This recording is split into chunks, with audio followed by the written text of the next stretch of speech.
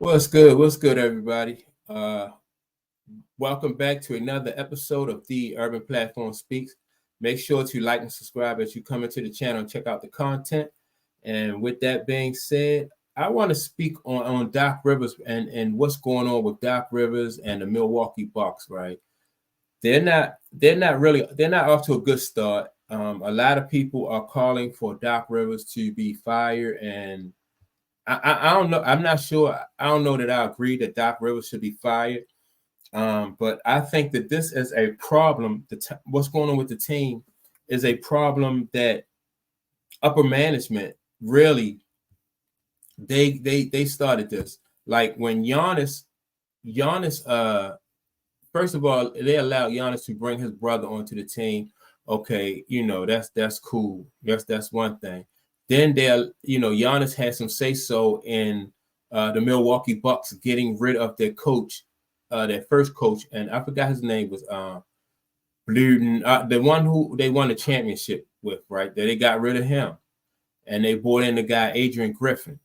And so now with Adrian Griffin, again, the players on the team was not happy with Adrian Griffin. So they got rid of him and they bring in Doc Rivers, right? So now Doc Rivers, the whole time that this drama was going on with the Milwaukee Bucks and their coach Adrian Griffin, Doc Rivers was kind of like he was in the background. He was almost like a consultant to the team. And so they eventually wind up getting rid of Griffin, and they bring in Doc Rivers. Now, Doc Rivers, to me, and the reason why I think Doc Rivers is underrated is because Doc Rivers have two future Hall of Fame ball players on his team. He got Giannis Antetokounmpo, and he got Dame Lillard. And part of being a great coach is to be able to get these players to work together, and so you can accomplish you can accomplish the goals that you want to accomplish in as a team. And to this point, Doc Rivers has failed. When the Bucks, when they had Adrian Griffin, their record was 39. I think their record was 39-13, something like that, right? And ever since they brought in Doc Rivers, the team has gotten even worse. They're like a little bit better than a 500 basketball team. And for somebody who comes with all the accolades and that Doc Rivers have, I think Doc Rivers has really underachieved, right? Like I said, Dame Lillard, he seems uninterested. Giannis wants to be general manager and player, and so it's up to the coach to get these guys on the same page.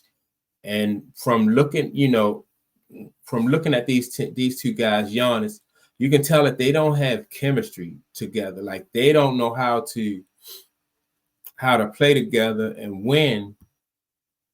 And in a way that both of these guys are efficient, and in a way that both of these guys, can really get into their rhythm and make the team successful. Number one, I don't think they're really a good fit because I think Giannis needed somebody who is a better defensive player, and he needs somebody who is more of a distributor, and that is Jrue Holiday, the guy that they got rid of to bring in Dame Lillard. He needed someone who could help them get into their offense. He needs someone who is more of a distributor. Dame Lillard is a shoot first kind of guard, right? And so in order for that dynamic to work, I think Doc Rivers would have to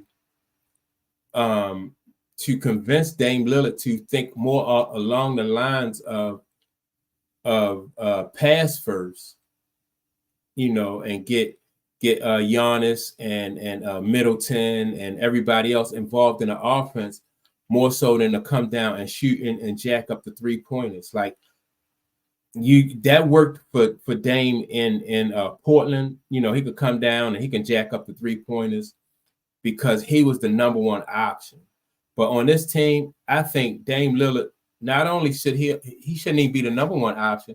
I think when Middleton when Middleton is healthy, I think Dame Lillard should be the third, like around a third option. He should be like number one or number two because they cannot establish, the Milwaukee Bucks cannot establish a rhythm for Giannis or Chris Middleton with Dame Lillard shooting those long threes. You know, like those guys got a point guard will have to get those guys like involved in the offense.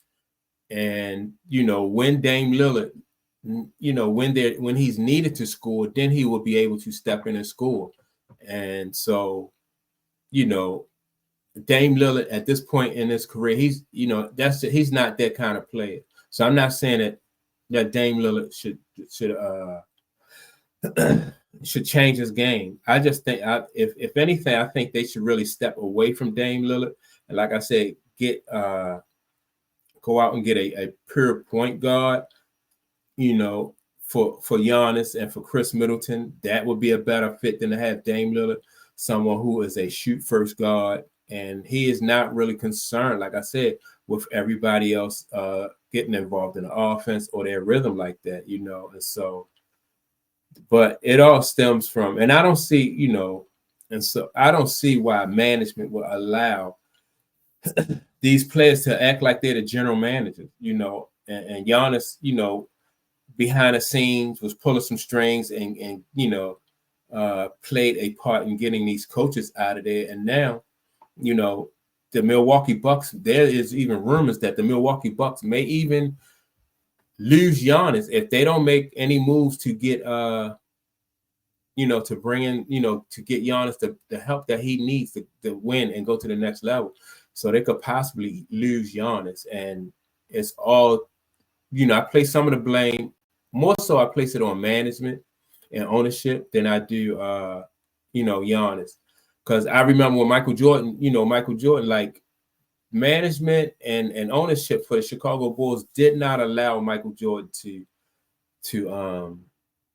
you know, to run, you know, to make management type calls because they felt like, and rightly so, that wasn't Michael Jordan's position. You know, they felt like they can do, you know, they can do better. They can manage the team better than Michael Jordan could. So, and then Mike, he stayed out of that anyway.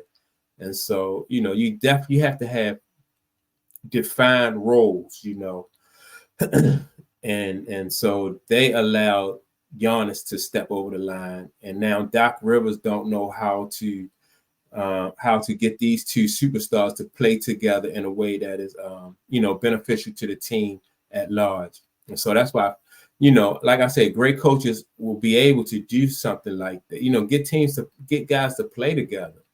You know, get guys to motivate, you know, inspire them to perform in a way that's best for the team. And in my opinion, Doc Rivers is not the man for that job. And so with that being said, make sure to like and subscribe. Don't forget to leave a comment, and I will check you all out on the next video. Peace.